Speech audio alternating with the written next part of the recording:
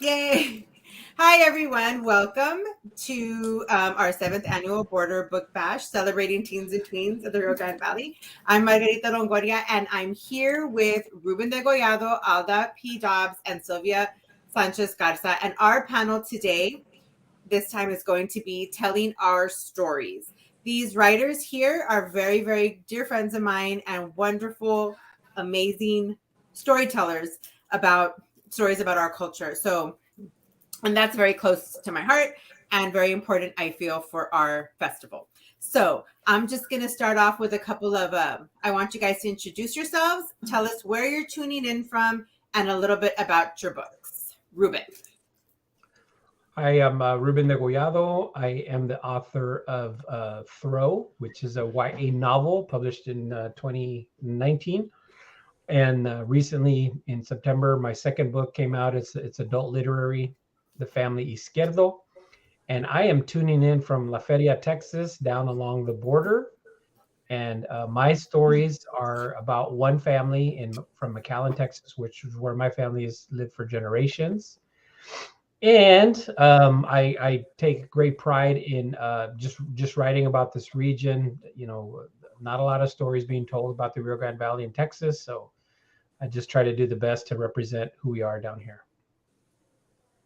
Yay! Alda? Hi, my name is Alda P. Dobbs, and I have Barefoot Dreams of Petra Luna, my first middle grade, and its sequel, which is The Other Side of the River. I live in right now in the Houston area, in north of Houston, but I grew up in San Antonio. And my stories are inspired by family stories. So my great grandmother escaped the Mexican Revolution, and back in 1913, and it was about her struggles trying to get into America from seeking refuge here. So I based my novels on that experience. But yeah, I have all these stories I grew up with, and I'm always trying to make connections with other cultures. So I believe they're all universal stories. So I'm trying to create that essence. So, but thank you for having me here. Appreciate it. Thank you for being here. And Sylvia? Yes. Hi, everyone. Thank you, Margie, for inviting me to be here. This is so exciting. I'm really excited to be part of this. My name is Sylvia Sanchez Garza. I grew up in Weslaco, Texas, and I live in Edinburgh now with my family. I grew up in a family of educators. My parents were migrant farm workers.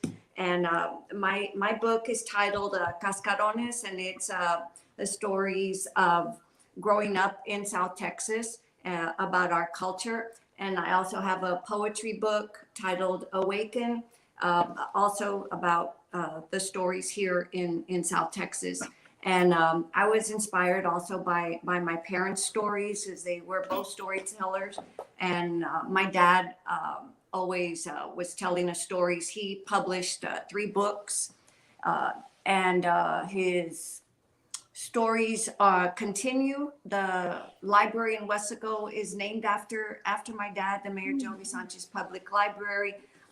This is his first book, VIPs of the Barrio. So he tells the stories of his growing up and going up north and being a migrant farm worker and so forth. So I was inspired by his telling of the culture and being Mexican American here in America. So I'm really excited to be here. Thank you, Margie. Thank you guys for being here. I want to ask, this is a question that's always, I like to ask authors, what was your first introduction into diverse literature? Like growing up, I know me personally, I didn't have a lot of books by Mexican writers or by anybody really, just, our classics or whatever we read as kids. None of them were about the Rio Grande Valley. None of them were about even by Mexicans or anything like that. So what was your first introduction into books about your culture, Ruben? And you know what? I want it to be more like of a discussion. I don't want to be like, questions. We can just talk. It's just 4 of us. Yeah. Okay, so go. In high school, I was an avid reader. I spent a lot of time in the library, but it wasn't really a cool thing. So I didn't like advertise it. I would just I would get a hall pass to go to the restroom I was sneaking to the library.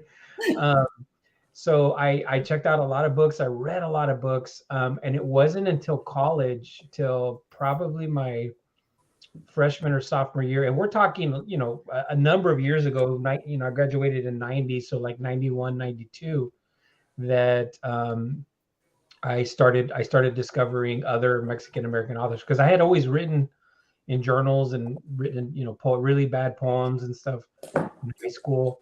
And then I can't remember the first book, but I know the first author was certainly Sandra Cisneros. And I want to say the book was either House on Mongo Street or Woman Hollering Creek. And so I started reading her. And then, in the early 90s, the Chicanas were really dominating, literature. So there was Ana Castillo. I started discovering Helena Maria Villamontes. And then, of course, the other authors, Rodolfo Anaya. So I started reading all these books. But the one thing I hadn't found, other than maybe Rolando Hinojosa Smith and a few other authors, I hadn't seen a lot of books about the Rio Grande Valley, about the, where I live along the border. And so I started writing the stories. And so that's kind of how I found my way towards it. It wasn't in school. It wasn't even in college. Like, we didn't have, I remember very clearly we had a history of the American novel, and it was all, let's just say it was all about, white folks and white culture, but there wasn't anything, Chicano. There wasn't even anything, with Black authors and that. So it was a very narrow view of the American novel. But I just kind of had to find out on my own, and there was no Google. Like, we didn't, hey, let me Google Latino novels or Chicano novels. We didn't have that. Like, I had to go, and I know you're from San Antonio, Alda. I had to go up to San Antonio and go up to bookstores up there, because we didn't even have, we had like one little bookstore back in the day. There was no Barnes and Noble at that time. So I had to go up to San Antonio and just start to go to bookstores and try to find books on my own, which is how we did it back then. Wow. Back in the old days. Yeah, that's true. No, growing up in San Antonio, I didn't, everything was in Spanish in my neighborhood, in my barrio, the tiendita, everyone spoke Spanish. So my introduction to English wasn't until I got to school. And like a lot of, the story, it was a really, really difficult situation. I had the teacher I had for kindergarten, which I ended up having for 3 more years, wasn't the most patient. And he would get frustrated with me and this other immigrant boy. So I was terrorized with him, terrorized about English. And I had a lot of trouble with English. But I remember one time my neighbor's house, I think her garage, she had all these old items, that had been damaged by weather and rain. And I remember my neighbor, my kid neighbor, we were both 9, 10 years old. And I remember going through that garage and opening all these boxes. And I came across an old book, and it was in Spanish, but it was torn, and I was trying to put it together. And it was called Aura o las Violetas. And it was by J.M. Vargas Villa. And I read that it's all poetry, and it was just so beautiful, and that's the first time I was like, oh my goodness, I'm reading in Spanish, because I'd never bothered reading books in English. I just didn't like English. I didn't like the language. I didn't write. I didn't read it. I just had kind of rebelled with it. But this Aura Los Violetas was just, it blew my mind. And that's what started a little bit, of the, wow, this language could be really beautiful. But my first introduction to English literature wasn't until I was in high school. But I think looking back, Aura las Violetas was probably my first introduction to diverse reading, or, something that was in Spanish. Nice. That's interesting. I guess me now, I had very similar background, the same like what Ruben mentioned with Sandra Cisneros. But before then, in school, I guess when we started school, we spoke Spanish at home, and we grew up speaking Spanish. And of course, when we went to school, we weren't allowed to speak Spanish. So it was very difficult, because that was the language that we were comfortable with. And that was something that all of us, my family, my cousins, the primos, everybody was comfortable speaking Spanish. But you would go to the library and we couldn't find any books that were like us, that were characters in the books, and we loved reading. You know, I come from a family, my dad was an educator. He became a superintendent later on. And so we were comfortable with both languages, but we could not find books that were where we could find ourselves in the stories. So that was difficult as a child. That was difficult when we were growing up. And I think it was not until, like Ruben said, when we discovered books like Sandra Cisneros. And even though we had the music in the lyrics, you know, we were always surrounded by music.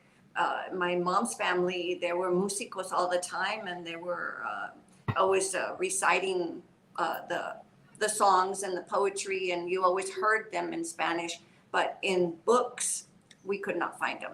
So I fell in love with Sandra Cisneros, and then later on, Rodolfo Anaya. I fell in love with Bless Me Ultima, especially with the culture that was written in his books. And in poetry, there's Gloria Anzaldúa, who was one of ours here from South Texas. But the one who really inspired me was my dad, because when we were growing up, he was always writing. And he would publish his stories in the newspaper. He had a column, and his stories would come out every week, a different story. And it wasn't until later that he said, well, I'm going to publish these. I'm going to put them together. And he did. So that really inspired me to do the same. So. Yeah. Like I said, yeah, for me, it was a language barrier, because since I didn't read English, I didn't know what characters were out there, you know, because I didn't even bother to touch those books because they were in English, and there's none in Spanish. You know, now there weren't any. Like we have books now in Spanish. So had there been books in Spanish, maybe the transition for me would have been easier to books. Because I hate to use this word, but I detested books, you know, and because I just, you know, saw English and saw my teacher and saw that trauma. But, you know, and then, I read Aura Los Violetas, and my mom talked about Sor Juana Inés de la Cruz. So that poetry, you know, those words, that flow of words ruined me. But I wish I would have had that access to books in Spanish, and it would have made a smoother transition, I think. When I started teaching, I taught 8th grade reading, right? And we had a group, my team, because we taught in teams. My team had a group called the Sheltered Instruction Kids, and they were like our newcomers. Our kids who were still, you know, they still spoke a lot of Spanish, but we needed to train them to read English, because they needed to take the test in English, because there was no Spanish test, right? So I remember these kids coming to my class, and my Spanish isn't 100%, but I can get by. And the thing is, I remember, you know, speaking in English, trying to like teach a lesson, and then their little faces looking at me like, lady, we have no clue what you're saying. So, okay. So then here I had to, and then they would tell us, you need to make sure it's in English, because they need to, it's like, but how can you teach them in English? They don't even understand what I'm saying. So I remember we would get along. Like I would speak the Spanish that I could speak, and they understood me, and they appreciated, and they spoke back to me. I can understand Spanish perfectly. I can understand it. I speak it funny because it wasn't my first language, and my Spanish was picked up through like my mom and my aunt speaking in Spanish, so we couldn't understand the gossip they were saying. Chisme. They were always talking about us, right? Yeah, right. They didn't want us to know. Yes, they're talking. And so I loved it. Like so I can understand it, but I speak it funny, and my accent is funny. So I'm embarrassed by it more. I think it's more that I'm embarrassed that I don't speak it as beautifully as they do, as my kids did. So, but anyway, we got along. And then I remember when I started when I was in the high school as a librarian, they would come, they wanted to check out books. And so I built my Spanish collection up, because I was like, you know what? I don't care as long as they're reading, they can read in, you know, I don't care what language they read in, as long as they're reading. So I started, you know, they wanted Twilight in Spanish, Hunger Games in Spanish, all those. I found all those books for them in Spanish. And I remember I would tell them, here's Twilight in English, and here's Twilight in Spanish. Then let's read it here. And if you don't understand it, then go to try it so they could do it and they could learn. And to me, that's very important, that librarians and teachers understand that a lot of our kids who don't speak the language, they need the it's not that they don't want to, it's not that they can't. We need to, kind of teach them how and show them that it's okay that they speak Spanish and it's okay that they want to read in Spanish, and we should allow them to. I just think it's crazy when they tell us don't speak. Because like I remember my mom growing up, and all of our parents, even maybe, that they were punished for speaking Spanish, which is why they didn't teach us Spanish, because my mom said, I didn't teach you all Spanish because in school they would spank us and hit us and put us, they were mean to the kids that only spoke Spanish. So, we had that was what my generation suffered, because our parents didn't want us to go through the trauma they went through with Spanish. So they just didn't teach it to us. And then that's how we aren't as fluent in our language that we should be. Yeah, and that happened throughout the country, because I just met a bookseller in Louisiana whose grandfather spoke French, and he got beat up at school a lot, and got spanked and whatnot. So out of his whole family, he was the youngest kid. He refused to speak French at home because of the trauma. And now in that subsequent generation, you only see his descendants only speak English. Everybody else speaks French. They're bilingual, but not with him. Just, so it happened all over the country, that. And it's terrible. Exactly. That happened to a lot of us with our language, okay. Yeah. Why do you think, because I feel it's very, very important. Again, growing up, we didn't have the stories that you guys are writing that now. Why is it important that these stories be put in books and in libraries and in classrooms? Why do you think? Well, for me, I think it's at least my books, Petroluna, and inspired by my great grandmother. My purpose is that it's a universal story. First of all, it took me a long time. It took me 3 years of research to verify the story, because the climax of the first book, Barefoot Dreams, is when all those refugees, all those people were trying to cross into the border, and the border was shut. And then death became imminent because the federales were there at the border, and people ran to the bridge or screaming, pleading for their lives. And they finally opened the gates and people went in. So I thought this was such an important part of history, yet it was not in the history book. So there's a lot of history out there that we're missing. And the only way we're going to get is to family stories. And so I'm hoping this book, when every time I speak to young readers, I tell them, look, this is, part of a story, but it's not unique to my family, not unique to Mexicans. It's a universal story. Wherever you're from, there's always a struggle to survive in this country. So we got to get these stories out. We got to share them. And by sharing them, we connect, I think, with each other more, because we realize how similar we all are, despite our colors or origins. We are very similar, and that's what's going to connect us to each other, these stories. So that's my aim. I love your story, Alda. I don't know if anybody, I'm sure who in this particular group has heard it, but the story behind Petra, the Barefoot Dreams of Petra Luna, I think it was such, when you told, I don't know, I saw you in a presentation, or whenever we were at TLA and you did that presentation, and I was just like, wow, just how, and then how you were doing this, you were showing the similarities between the Mexican Revolution and what's going on right now on our borders here, and how we've come, how many 100 years or so, and how so much has changed, yet nothing has changed. Yeah. And it's so, this story, Petra Luna, is a very, very powerful story, and it's a beautiful story, and I'm so glad you wrote it, and I'm so glad it's doing well, and I'm so glad people are reading it, because it is an important part of Texas history, and that's just that never happened, Yeah. For me, as I'm thinking about it, I did not grow up or hear about if you speak Spanish you're going to get in trouble or any of that. So where I grew up in McAllen, North McAllen, I think the challenge for me was the peer group. So I think the peer group in school and in high school had a big part to play in it, because the kids who spoke Spanish, if you wanted to be popular, right? Let's just say, because I'm thinking teens, you wanted to be popular, you had to speak English. because Yep. what we saw was the kid, and we called them the kids from the Campito. The kids were from the projects or from the barrios. In our ill-conceived, perception, they were like down here socially. I was, and I was a part of that system where I was very popular and I had a lot of friends and I had access to that crowd. But yet the thing was, like, we distance ourselves, because anytime we were with family, what are they speaking? They're speaking Spanish, but we want it to be cool. Because in our minds, and wrongly so, to be cool, to be popular, you had to speak English very well. And so we did it to ourselves in some ways.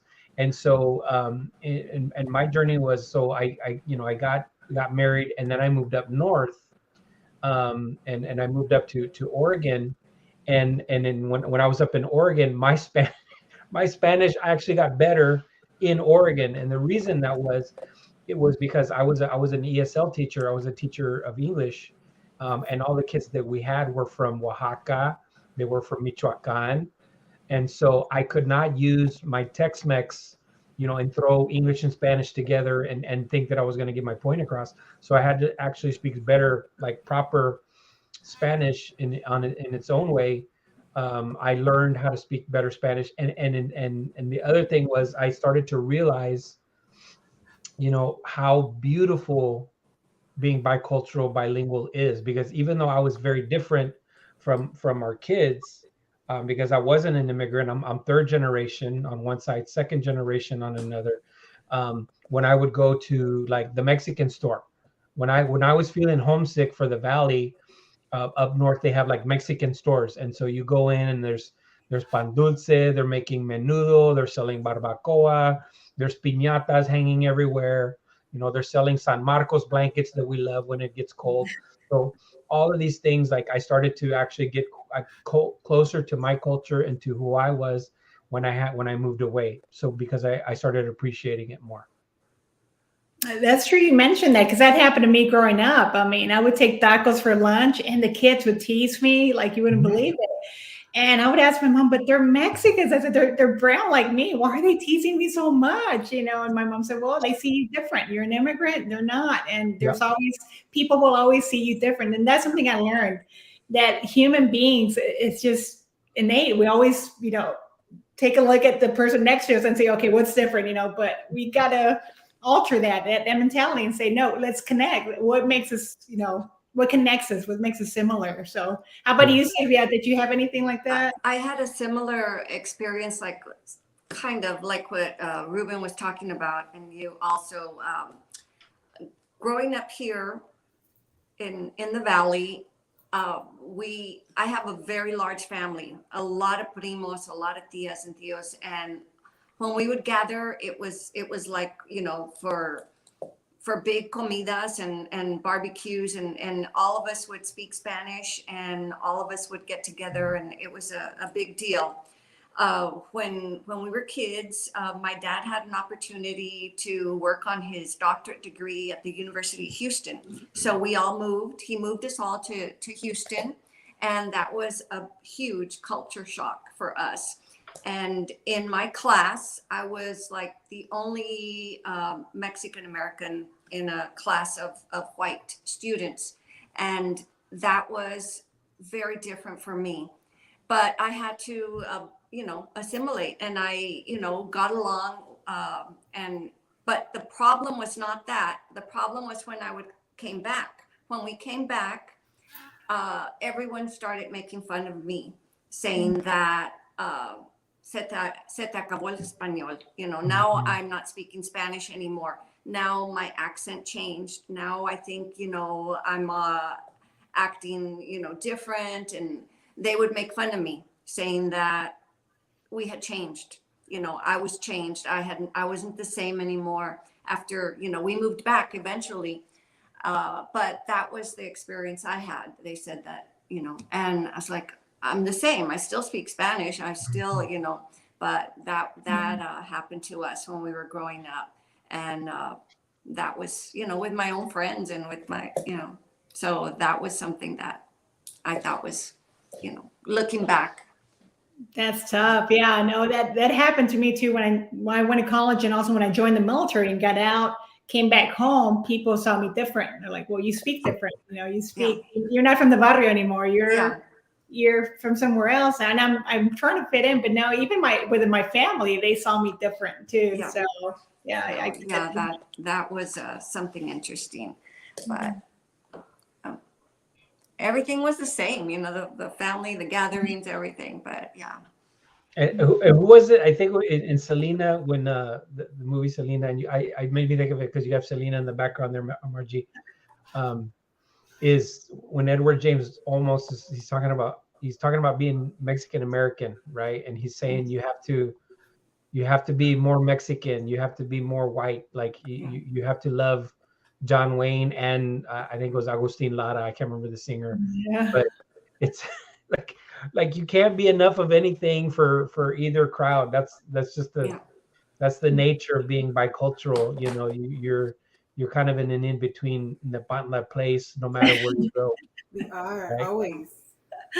So try to play catch up with both. Yeah. Yeah. And what's interesting, like the benefit for me. Because my story is I was born in Indiana. And so when I came here, muy gringo, because I didn't have an accent. I didn't know all the lingo, all the slang words. And I understood Spanish mostly because we came down during summers and Christmas break and stuff. But I was like, gringazo when I showed up. And so then I had that working against me. And so here I am over here just kind of. And when I was in Indiana, I was like the Mexican kid. And I get here and I'm like the gringo kid. So I'm like, what am I going to do? You get both. Yeah. So it happens. That's how it is with my son, because he went to school. I sent him growing up to a little private school here in town. It wasn't, but he just went to a small little school, right? And then I pull him out and I throw him in public school. And when he was in 5th grade, and that's what he said, they call him white boy, they call him this, and he doesn't speak Spanish very well. And he's learning though. He's a lot better now than now that he's in high school now. But he's like, because it's different. It's different whenever you grow up in a certain place and then you're put in another place that's very different from where you grew up. Yeah.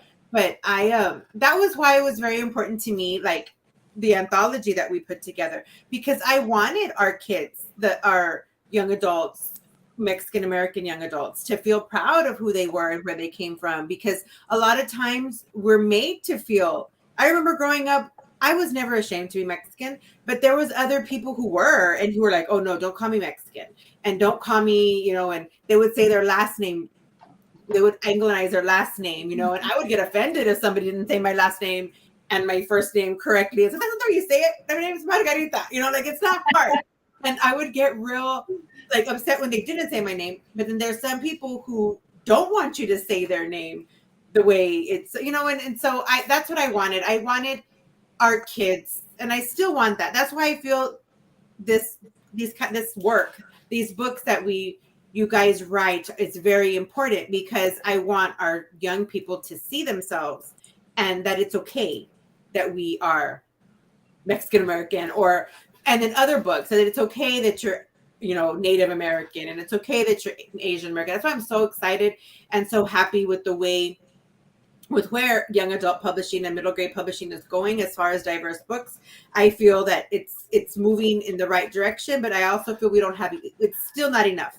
We still have a lot of work as far as writers of color that we need more, and we need to not be afraid to tell our stories the way they should be told. Yeah. So, and the other part of that, Margie, is the balance. You're trying, the way I look at it is I'm trying to write a story for everyone, about redemption, about love, about family, and all these things. But I'm writing my Mexican American people, and so with that, the challenge too, though, is any of the negative, my works have been, praise God, they've been very well received, but the any of the negative comments that I've gotten, there's too much Spanish. These people are too superstitious. Nobody's that religious. I'm like, have you spent any time with Mexican American people? If you have, you're not going to say that they're too religious, because what I've also noticed is people who are Mexican American, they're like, oh my gosh, did you like spend time with my family? Where is that coming from? Like, how did you know that? And, I had a guy just on Twitter today or yesterday. He's like, this hit really close to home. I bought this for my whole family. So like at the end of the day, I think us as diverse authors, any diverse author, just write your story, man. Just write what is true to who you are, and don't care about the critics. Just write a good story about your culture, about where you come from, and people are either going to get it or they're not going to get it. But don't be surprised when they don't, and don't be disappointed, because you're just writing what you need to write.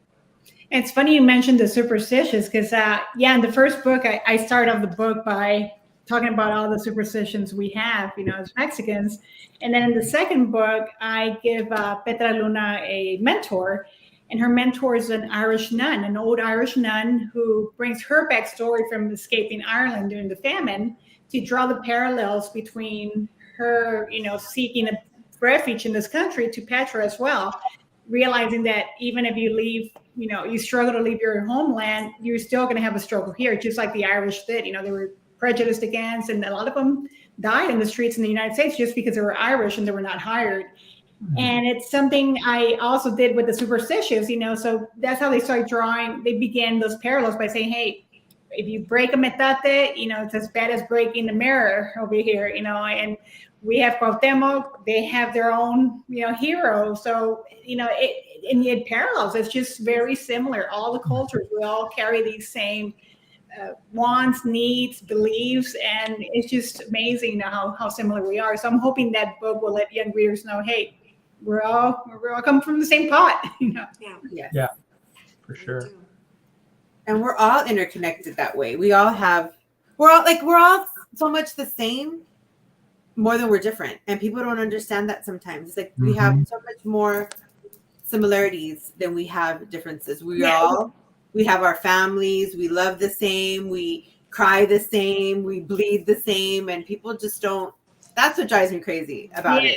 And we have different journeys. Like all four of us here, we all have different journeys to how we got where we're at, even from our beginnings. Some were born in Indiana, I was born in Mexico. There's just so many things that make us different, but ultimately we're all connected. We're all the same. Yeah, and we all have our traditions, how we carry out our traditions for all our holidays. We all do something, but we do it differently, that is unique to our families, unique to our friends, unique to our circles, but we still do something. And that is something that we all celebrate, regardless of our background, regardless of where we're from. And, that's something that's special and unique to all of us also. That's true. Who are some of your favorite writers? What are some of your favorite books? Like, what influenced you the most growing up as to wanting to write? I'm sure Sylvia, it's probably your dad, huh? Definitely my dad, because before we grew up listening to his stories, and oh my goodness, I'm missing him so much, him and my mom, because I lost them. My dad a year ago, it'll be 2 years in January, and my mom was just right before him. They passed one after the other. So it's hard during the holidays, but they were storytellers. They both were. And my dad was the one who would write them all down. And he was just an encyclopedia. He was always writing his stories and telling his stories. And he was definitely the one who inspired all of us. And I can say all of my siblings all of us are educators. I had 5 with myself, and he inspired all of us, I guess. and even my kids like to write as well. But yeah, I mean, I love reading. I've always loved reading. Other than my dad, I'm reading different books all the time. Other than Mexican American authors, I always loved Ernest Hemingway for short stories. You know, That's good. he was someone that you can pick up and you can read his little short stories, and that's someone that I like to go to. But you know, like I mentioned, Rodolfo Anaya, another one. This is I was reading Sylvia Moreno Garcia. I don't know if you all have read Yes. Mexican Gothic. That was one I just read as well. And of course, you all's books are all awesome. So How about for Ruben? Who's Uh, the biggest Well, one? Margie knows this. So the first book that I guess I was in 8th grade or so, the first book that like really drew me in was The Outsiders. I know that's one of Margie's all-time favorites, mine too. Yes. And it's funny because reading that book, like that was the first time I ever looked for books by the same author, you know. So I read Rumblefish, I read Tex. I didn't like Tex. I hated Tex. I hated the movie too, but I like Dylan, Rumblefish. how can you hate it? Well, I just I didn't for it, but that was then. This is now. So I read everything S. Hinton wrote, and then when I sat down to like started telling my story in Throw, my first book, I'm like I'm writing. I didn't really think about it at the time, but as I was writing it, you know, one of the things the kids liked The Outsiders when I was teaching, you know, English. They loved The Outsiders, but there was no representation there. So I'm like, okay, can I write a Chicano Outsiders? Can I write something about Mexican American kids, teens, also, you know, in gangs and in troubled youth that kids are going to be able to relate to? And I'm super excited to say that, yeah, like I was able to do it. You know, it did well. It won state awards and you know was on the Tasha's list, and Margie's been a big champion of the book. And what's super cool is that I have kids. Like recently, I visited La Feria High School, and it wasn't historical when I wrote it, right? But it took that long to get published, so it's like historical fiction now. Kids are reading it, and they're still relating to the kids. So the thing about a good book that I think like The Outsiders does is there's a timelessness to it, and so I that's one of the things I'm hoping to achieve is just a timeless story, even though it's very set in the culture and in the day historically that you're able to read that story. Other authors I love, you know, my favorite author that's writing still today is Luis Alberto Rea.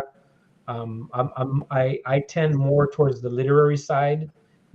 Even though my first book was technically YA, it's also literary in some ways, and so he's like my hero. When I read his books, sometimes I'm like, I think the best test of an author, like is a really good author for me, is like if I want to just quit writing because I feel like a hack when I'm reading their writing. So I definitely I look up to him, and he's just been a good friend of mine and a good champion of my work and other work of other Mexican American authors.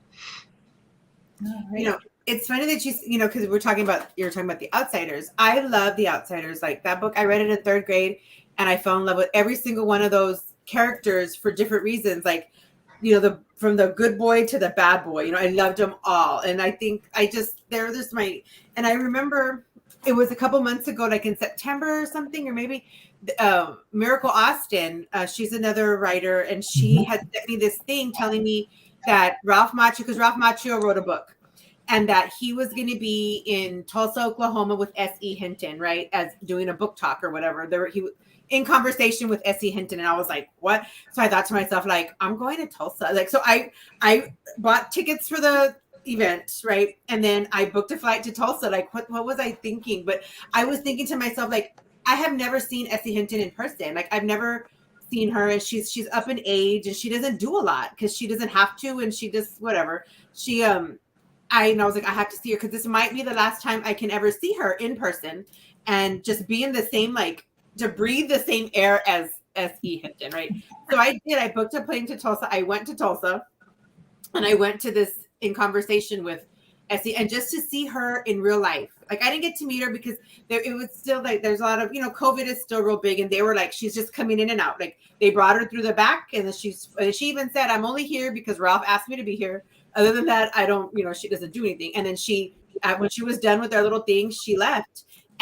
But just the fact that I'm going to cry just thinking about it, just that I was able to, like, be in the same room with her at her high school, at her, like, that's where The Outsiders was filmed, at her high school. That's where her book was based. Like, everything, like, just kind of like, it was so amazing to see her. And, like, I was just, I would have died if I would have gotten to hug her. But of course, I mean, whatever. But just to see her was enough for me, because that's how much, and that's how powerful her book is to a lot of us. Like, there was a bunch of people there that, oh yeah, we like Ralph, but we were there for her. People came from all over the country to see her. I wasn't the only one who came from somewhere else. People were like, I drove this song, I came this song. I was like, that went just to be in the same room as the woman who wrote The Outsiders, because of how much we love that book. And that's what books do. Books are so powerful. I wish everybody just loved books. If everybody loved books the way we did, the world would be such a beautiful place. Oh, That's so true. It's beautiful, Margie. yeah, no, because I didn't, like I said, my connection to books, I did read that one, Ahora Los Violetas, but it was half torn, half wet, and what I could make out of it, I liked. But the first book I read from cover to cover, like I've told Margie many times, is that Catcher in the Rye. And that's because somebody left a copy in the bus that I took, the Via bus from the mall, because I was working at the mall and I was going back home at night. And right before I put my backpack down, I noticed somebody had left a book behind. I picked it up and I said, what's this about? My homework's done. I have nothing better to do. So I guess I'll open up this book. And I was just blown away. I didn't sleep that night. I read the book all night long.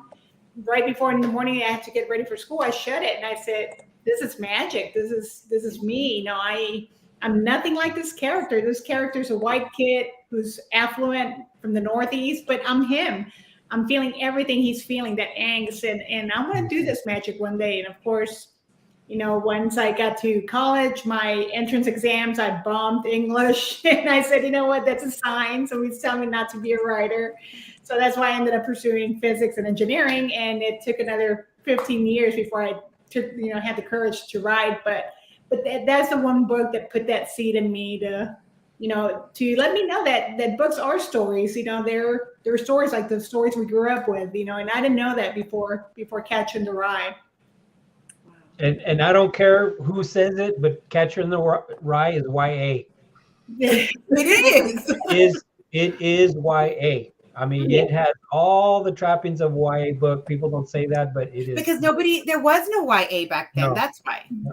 I was 16 and I read it at that perfect point. I think it was destined for me to come across that book because I just devoured. It was there for you. It was waiting for you. Yeah. No, it was great.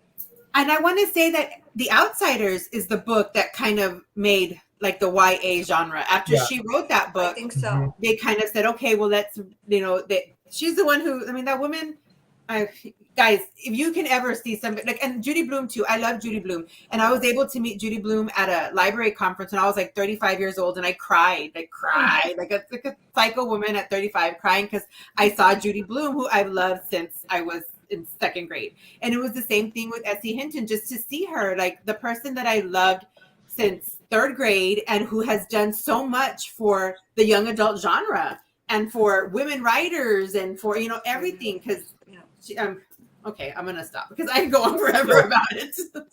Just my little, we'll stop the Essie Hinton Fest after this, but my little thing was I dedicated my book to Susan Eloise Throw. I dedicated it to her. I used her name. So not everybody knows who that is, but it's Essie Hinton. And I tweeted it, and I think she was still on Twitter. I don't know if she's still on Twitter, but I tweeted it and she retweeted it. So I was like, wow. Because I tagged her in it. I'm like dedicated to, Essie Hinton, Susan Eloise, and she retweeted it, and I was like, oh my gosh, like that's amazing. Wow. But yeah, anyway. The power we have as people who can write. Like, you don't understand how powerful writers are and how powerful you are. The stories that you write, how they're going to influence somebody. And they do. Every single story that somebody reads has some kind of impact on the reader. And so it's so important. And this is why I think it's so important for writers, and especially for all writers, but for writers of color, to tell their stories, because it's going to mean something to somebody, and it's like, like my favorite writer also is Jane Austen. I love Jane Austen, and everything Jane Austen, she was a literary queen at what she did. And I mean, every romance novel in the world is Pride and Prejudice, and you have everything stems from her, I think, as far as like that kind of book, her books. But writers have so much influence, and I'm grateful that we have writers like you guys who tell the stories that need to be told for our young people. And as you're saying that, I think one of the things too is like, we in this room here, we have a responsibility, because there's other more emerging authors, writers, they're aspiring, what have you, call it whatever you want. But there's, I visited university recently, and I remember being that student, when an author came, Amiri Baraka, poet, came, or Misha Sanchez Scott, playwright, poet, came. And I remember just waiting in line, real nervous to talk to them. So I went to the university and I visited, and all of a sudden I realized, whoa, I'm the guy on the other side of the table now.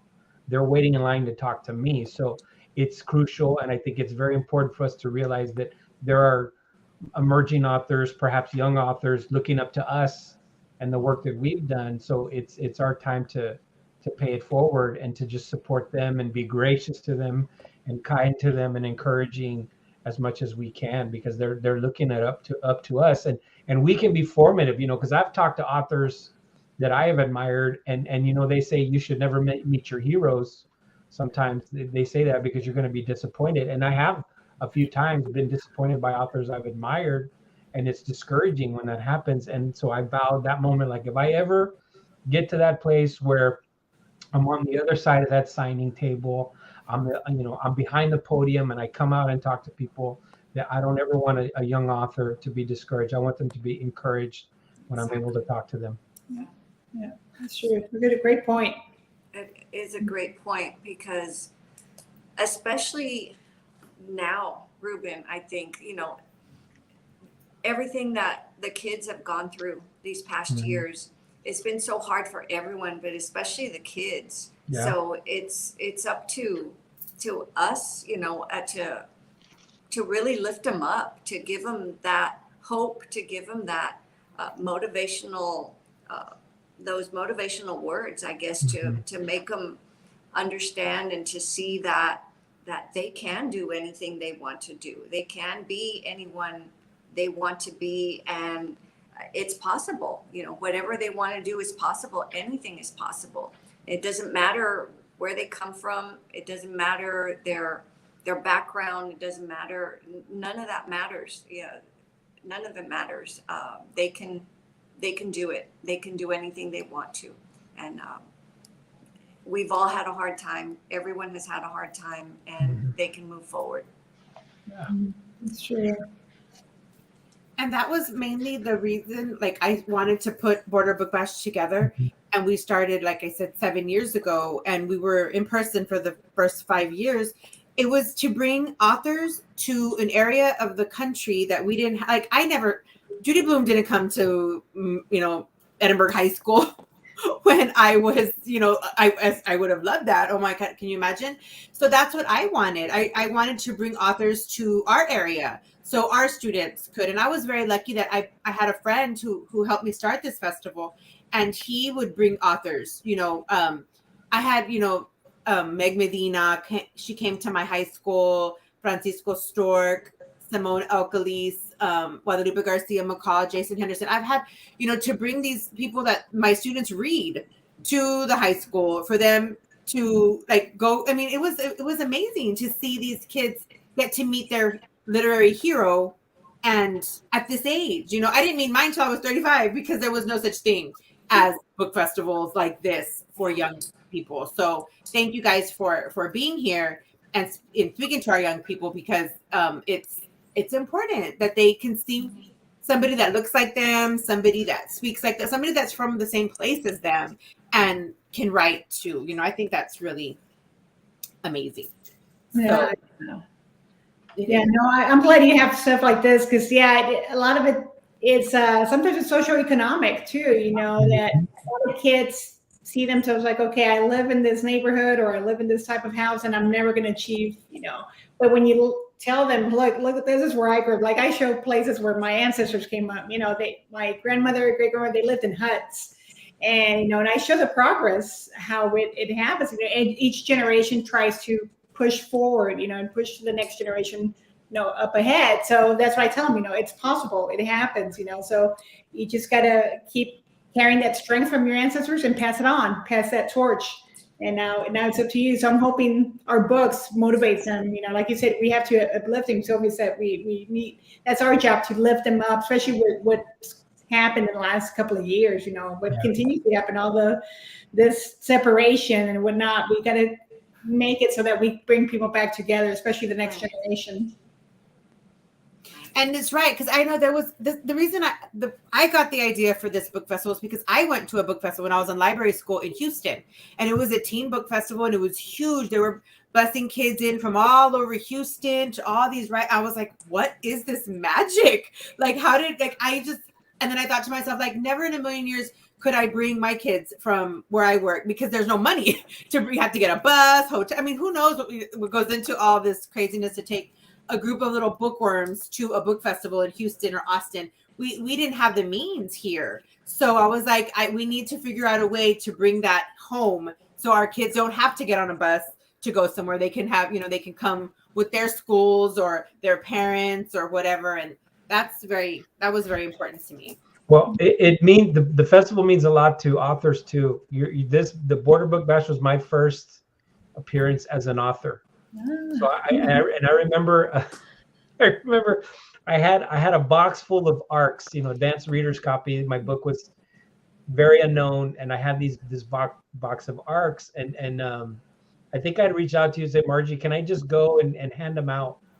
And when I got there, I saw my name on a little plate. You had taken the time to write my name on a plate, and I had a little table. And I think I was there with you, Sylvia. You were next to me. We were next to each other. And then an author didn't show up. And there was a panel, or there was a talk going to happen, and an author didn't show up. And then Margie, or I don't know if it was you, Margie, or one of the other volunteers, like, can you go talk to the kids? Because there's a whole classroom full of kids waiting. And I was like, I've been waiting for this my whole life. Like, it's my moment. This is my moment. So I remember going to the classroom. I'm like, they've never heard of me. They've never seen my books. So I just did a little reading with the kids, and it worked out great. And so then that was my first event where I felt like I was an author. So, but Ruben, it didn't matter that they don't know you. They just were excited that there was an author in their school there to talk to them. Like these kids want, the people think that our kids don't want this. They do. They want this. And we need to put more effort into bringing stuff like this. They need more of it. They need more of this, more of these events. So thank you, Margie, for doing this. Thank you guys, because I asked you all for a lot. Like, come do this book festival. Come give up your whole day and sit here all day with me. Oh, that's great. It's great. I love it. I will always do this festival until you tell me no more. Yeah. And that's how Ruben and I became besties at that book festival. Yep. But okay, so our hour is up, and I want to thank you guys so much for being here for me again. I like always. And I hope to go live next year. I can't promise because it's hard to put together. I mean, there's a lot of crazy things that are involved in putting a book festival live. Oh, yeah. And like I said, I used to have a partner who would help me and I don't have him anymore, so it's hard. But I hope I'm gonna figure it out to get it up and running again. But thank you guys so much for being here today, and I can't wait to see Sylvia. We're gonna see you next month. Next month, right? It's going to be in March. Oh, they moved it. Oh no, it's March. You're right. They moved it March 11th. We'll be at the Mayor Jovi Sanchez Public Library. His memorial. It'll be in memory of my dad. The Memorial Book Festival. Yes, March 11th. Okay. Yeah. I wrote it down. Yes. Okay. Yes. So I haven't responded. everyone is invited. Whoever, if anyone wants to participate, any authors, let me know. We'd love to have you all. Well, thank you guys, and have a great afternoon. Thank you for being here. I love you. Nice Thank you, Margie. everyone. We love you. Yeah. Thank you, everyone. Nice seeing you all. Thank you all. Adios. Keep breathing, everybody.